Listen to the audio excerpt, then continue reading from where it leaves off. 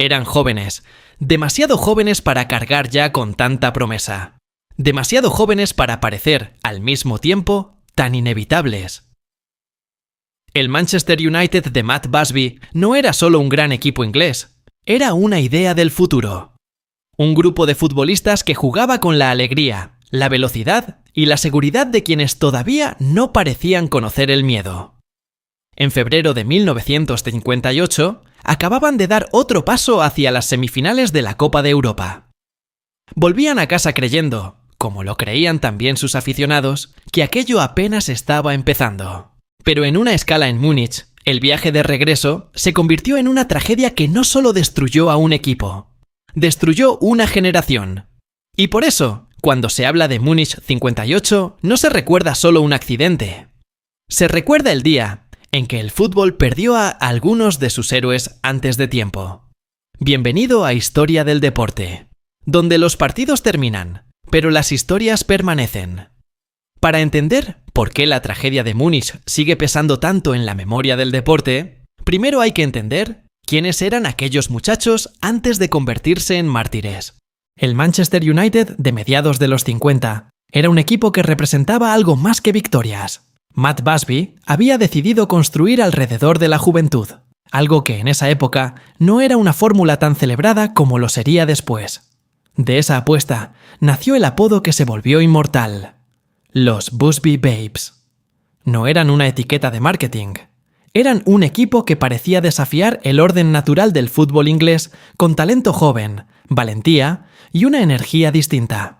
El club había ganado la Liga Inglesa en 1956 y 1957, y ese grupo ya no era solo promesa, era poder real. Pero lo más importante es que no parecían estar cerrando un ciclo glorioso. Parecían estar apenas entrando al mejor tramo de su historia. Esa es la parte que vuelve todo más doloroso. Cuando uno recuerda equipos grandes que desaparecen, muchas veces piensa en planteles maduros, en grupos que ya habían tocado la cima y luego se desmoronan.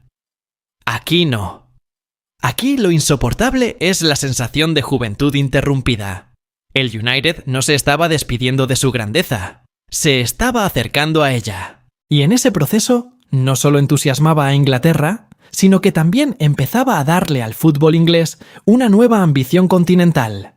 Matt Busby estaba entre los pocos que tomaban en serio la Copa de Europa, en una época en la que ese torneo todavía no tenía para todos el prestigio absoluto que tendría después. Él sí veía ahí el horizonte. Y su equipo también. Eso importa mucho porque sitúa la tragedia en el punto exacto donde duele más, no en la nostalgia de lo ya conseguido, sino en la imaginación de lo que estaba por venir. El 5 de febrero de 1958, el United empató 3-3 contra Estrella Roja en Belgrado y aseguró su clasificación a las semifinales de la Copa de Europa. El pase confirmaba algo que muchos intuían. Aquel equipo no solo podía dominar en Inglaterra, también estaba listo para pelear contra los mejores del continente. Bobby Charlton, todavía joven, ya marcaba. Duncan Edwards parecía una fuerza de otra época. Tommy Taylor, Roger Byrne y los demás daban la sensación de pertenecer a un grupo destinado a dejar una huella larguísima. La noche en Belgrado no fue una despedida, fue, en apariencia, otra estación en un camino ascendente. Y esa es una de las grandes crueldades de esta historia. El desastre llegó en medio de la continuidad. No después de una final perdida, ni en el cierre amargo de una era. Llegó en el trayecto, en lo ordinario, en la rutina de volver a casa, después de cumplir el trabajo. El 6 de febrero, el avión que llevaba a los jugadores, cuerpo técnico, periodistas y otros pasajeros, hizo escala en Múnich para repostar combustible. Hubo 2 intentos fallidos de despegue en condiciones muy complicadas de nieve y pista. Y luego un tercer intento. El avión no logró alcanzar suficiente velocidad, se salió de la pista y se estrelló. De las 44 personas a bordo, 23 murieron. Entre ellas, 8 jugadores del Manchester United. A veces una tragedia se vuelve tan famosa que el número termina ocultando a las personas. Pero en Múnich, esa reducción casi duele más, porque los nombres siguen teniendo un peso enorme en la memoria del club. Jeff Bent, Roger Byrne, Eddie Coleman, Duncan Edwards, Mark Jones, David Peck. Tommy Taylor, Liam Whelan. 8 jugadores. 8 partes de un futuro que ya no volvió. Y junto a ellos, también murieron miembros del staff del club y otros pasajeros ligados a la expedición. La tragedia no golpeó solo al 11 titular de un equipo, golpeó a toda una comunidad en movimiento. En historias como esta, siempre hay un momento en que el deporte se queda sin su lenguaje habitual, porque el fútbol sabe narrar derrotas, títulos, injusticias arbitrales, generaciones doradas y grandes remontadas. Pero no sabe muy bien qué hacer cuando la historia se parte así. Después del impacto vino el silencio. No un silencio literal, porque en los hospitales, en las radios y en las redacciones, el ruido nunca se detiene. Pero sí un silencio emocional. El silencio de quienes entienden que ya no están procesando un mal resultado, sino algo mucho más profundo.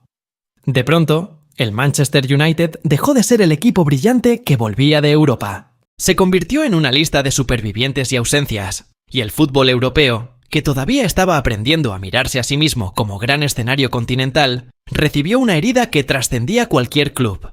No fue solo una tragedia del United, fue una tragedia del deporte. Porque lo que se perdió en Múnich no era únicamente un activo competitivo de un club grande. Era una generación que había capturado la imaginación del público. El apodo Busby Babes no sobrevivió porque sonara bonito, sino porque expresaba algo muy raro. La sensación de que aquel equipo simbolizaba juventud sin cinismo, ambición sin pesadez, talento sin rigidez. Cuando murieron esos jugadores, el fútbol no perdió solo posibles títulos, perdió un relato que apenas se estaba escribiendo. Entre los sobrevivientes estaban nombres que terminarían cargando ese recuerdo durante toda su vida. Matt Busby sobrevivió, aunque gravemente herido. Bobby Charlton también. Bill Foulkes, Harry Gregg. Varios de ellos siguieron ligados para siempre no solo al club, sino a la memoria de aquel día. Y quizá ahí aparece otra capa de la historia. La tragedia no terminó en el accidente. Continuó en quienes vivieron después con el peso de recordar a los que no volvieron. Charlton, en particular, se convirtió con el tiempo en una de las voces más poderosas para pensar ese pasado. Años más tarde diría que estaba convencido de que, si el equipo hubiera seguido unido, habría ganado la Copa de Europa en 1958. No es una frase menor. No habla de nostalgia vacía. Habla de una convicción profunda sobre la magnitud de lo que se perdió. Y esa idea, la del equipo que pudo haber sido, quizás sea la más desgarradora de todas. Porque el fútbol suele permitirnos medir grandezas por títulos, pero aquí no hay una vitrina completa que comparar. Hay una hipótesis rota, una posibilidad interrumpida. Un equipo que, en palabras de quienes lo vieron desde dentro, estaba listo para ser el mejor de Europa, en una época dominada por el Real Madrid. Charlton pensaba que podían haber frenado incluso esa primera dinastía continental. No lo sabremos nunca. Y justamente por eso, la herida permanece. Porque Múnich no destruyó solo una realidad. Destruyó una posibilidad histórica. Lo increíble es que, incluso en medio del duelo, el fútbol siguió. Y eso no hace la historia menos triste. La hace más humana. Porque los clubes no pueden congelar el tiempo. El Manchester United tuvo que reconstruirse mientras aún estaba de luto. Jimmy Murphy, el asistente de Busby, tomó las riendas del equipo en medio del caos. El club llegó ese mismo año a la final de la FA Cup con un conjunto improvisado y emocionalmente devastado. No ganó, pero el hecho de competir ya parecía una forma de resistencia. Como si el United, aún roto, se negara a desaparecer del todo. Y ahí empieza la segunda mitad histórica de Múnich, la reconstrucción. Porque si la primera parte de la historia es la destrucción de una generación, la segunda es cómo esa ausencia se convirtió en identidad. Matt Busby regresó. Bobby Charlton siguió. El club fue reconstruyéndose poco a poco, no como si nada hubiera pasado, sino precisamente sabiendo que todo lo que viniera después cargaría con la sombra de lo perdido. 10 años más tarde, en 1968, el Manchester United ganó la Copa de Europa y se convirtió en el primer club inglés en conseguirla. Para muchos, ese triunfo fue mucho más que una consagración deportiva. Fue el momento en que el club sintió que había honrado, por fin, a los que no pudieron seguir. UEFA y Británica recogen ese vínculo como una parte central del significado histórico de aquel título. Eso es lo que vuelve esta historia tan poderosa para un canal como Historia del Deporte. Porque responde de forma perfecta a la pregunta central: ¿por qué este momento cambió algo más grande que el deporte? Lo cambió porque transformó a un club para siempre. Lo cambió porque convirtió una tragedia aérea en una memoria fundacional del fútbol europeo. Lo cambió porque dejó grabada la idea de que a veces el deporte no solo celebra héroes, también aprende a vivir con su ausencia. Y lo cambió, sobre todo, porque el Manchester United, que el mundo conocería después, el del Renacimiento, la Copa de Europa del 68, la memoria pesada de Old Trafford, no puede entenderse sin Múnich. También cambió la manera en que se recuerda a ciertos equipos.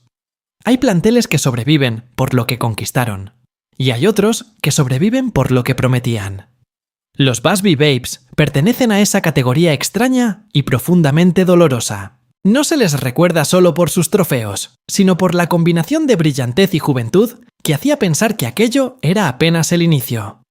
En el fondo, su leyenda se sostiene sobre una pregunta que nunca se podrá responder del todo. ¿Qué habrían llegado a ser? Esa pregunta es triste, sí, pero también explica la fuerza emocional de su recuerdo. Porque el fútbol está lleno de resultados, pero muy pocos momentos consiguen congelar para siempre la sensación de un futuro robado.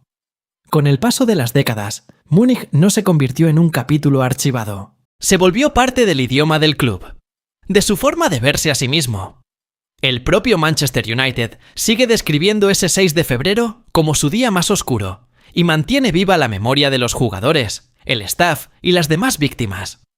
No como un gesto protocolario vacío, sino como una parte central de su identidad.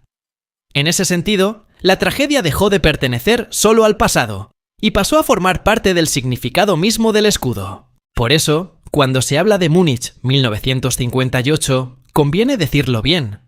No fue solo un accidente. No fue solo una catástrofe aérea ligada a un club famoso. Fue el día en que el deporte sintió que podía perder a sus héroes en pleno ascenso, en plena juventud, en plena promesa. El día en que un equipo que parecía destinado a conquistar Europa quedó reducido a memoria, duelo y reconstrucción. El día en que el fútbol descubrió que algunas generaciones no se recuerdan solo por lo que hicieron, sino también por todo lo que ya no pudieron hacer. Hay equipos que se vuelven inmortales por sus títulos.